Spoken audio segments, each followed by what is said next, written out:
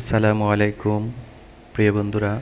এখন যে জায়গাটি আপনারা দেখতে পাচ্ছেন এটি হলো বিশ্বের বৃহত্তম গ্রাম বানিয়াচংয়ে অবস্থিত বাংলাদেশের দ্বিতীয় বৃহত্তম দিঘি সাগর দিঘি। এই দিঘির অপর নাম কমলাবতীর দিঘি।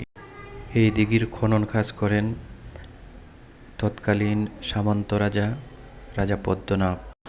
লোকমুখে কথিত আছে, এই দিঘির খনন কাজ সম্পন্ন হওয়ার পর যখন তলদেশ থেকে পানির ব্যবস্থা হচ্ছিল না, তখন স্বপ্নে রাজাকে আদিষ্ট করা হয় রাজার স্ত্রী পদ্মাবতী এই দিঘিতে আত্মবিসর্জন দিলে পানির ব্যবস্থা হবে। তখন রানী পদ্মাবতী এই দিঘিতে আত্মবিসর্জন দেন এবং তলদেশ থেকে পানি উত্তোলন শুরু করে। তাই এই দিঘির নাম রানী পদ্মাবতীর দিঘি নামেও পরিচিত।